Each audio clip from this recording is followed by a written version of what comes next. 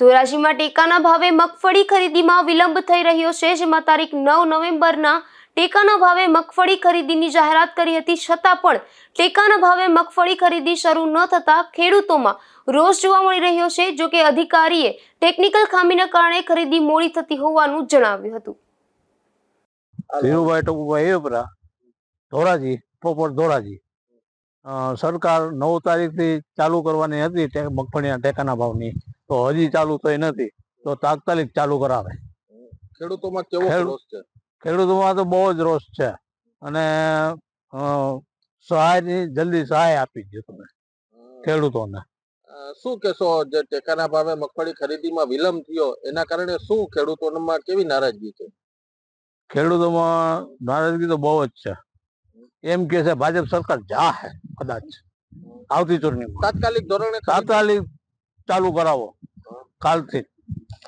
મારું નામ જયેશભાઈ લાખાણી, ધોરાજીની અંદર અત્યારે ખરીદી ચાલુ નથી। સરકારે કાલે પરિપત્ર બહાર પાડ્યો કે 9 તારીખે ખરીદી કરે ને કોઈ ટેકનિકલ અધિકારીને અહીંયા પૂછવામાં આવ્યું તો ટેકનિકલ ખામીના હિસાબે QR કોડ નથી મળ્યા, એટલે ખરીદી ચાલુ નથી થઈ। પણ મારી એટલી વિનંતી છે કે અત્યારે ખેડૂતને આ જે ટાઈમ છે, નવું શિયાળુ પિત્તનું વાવેતર કરવું છે, જ્યાં લગન મગફળી ખરીદીને 1-1.5 મહિને પૈસા આવે, અને આ વખતે રજીસ્ટર પર ખેડૂતનું વધારે થયું છે ધોરાજી તાલુકાની અંદર, અને જો જલ્દી ખરીદી ચાલુ કરે અને વધારે ખેડૂતને બોલાવે તો મગફળીની ટાઈમસર ખરીદી થઈ જાય। કારણ કે સોયાબીન, અડદ અને 4 જણસીની એકાયરે ખરીદી છે, તો મગફળી અત્યારે સૌરાષ્ટ્રની અંદર ધોરાજી તાલુકામાં વધારે પડતી છે।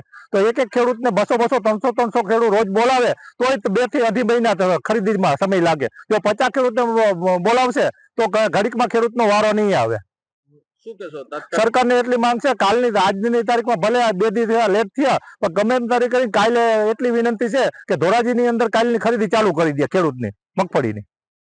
ગુજરાત સરકારે ટેકાની ખરીદી ગુજકો માસોને સોંપ્યું છે, અને અમે આ ખરીદી કાલે અમે આઈડી પાસવર્ડ ને બધું અમે એના માટે પ્રયત્નો કર્યા હતા કાલ આખો દિવસ। એટલે આઈડી પાસવર્ડ અમને અમારો ખુલી ગયો અમારા કોમ્પ્યુટર સિસ્ટમમાં।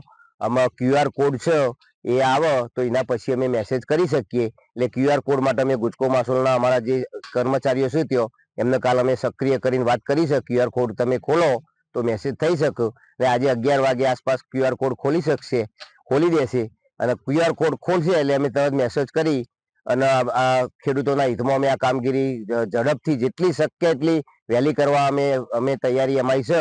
અને અહીંયા પૂરતી વ્યવસ્થા છે, તમામ પ્રકારની પૂરતી વ્યવસ્થા છે, અને ખેડૂતોના અને સંસ્થાના હિતમાં અમે આ ટેકાની ખરીદી અને એ રીતે અમે કામગીરી કરીશું।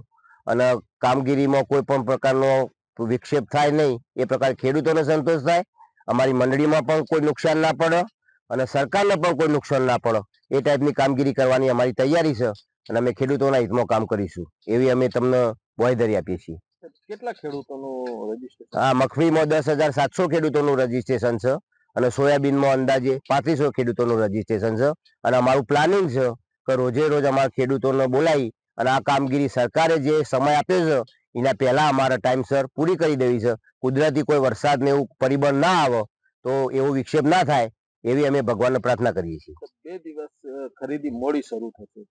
હા, 2 દિવસ ખરીદી મોડી શરૂ થવા, એમાં કાલે રવિવાર હતો એટલે આઈડી પાસવર્ડ અમને ત્યાંથી અમારા કોમ્પ્યુટરમાં ખુલતો નહોતો, અને આજે એ આઈડી પાસવર્ડ ખુલે એના પછી QR કોડ આવે, એટલે QR કોડ આજે ગુજકો માસોલ અમને આપો એના પછી અમે મેસેજ કરી શકીએ, એના પહેલા મેસેજ કરી શકતા નથી। એટલે મેસેજ નહીં કરી શકવાના કારણે અમે આ 2 દિવસ ખરીદી અમારી બંધ રહી છે।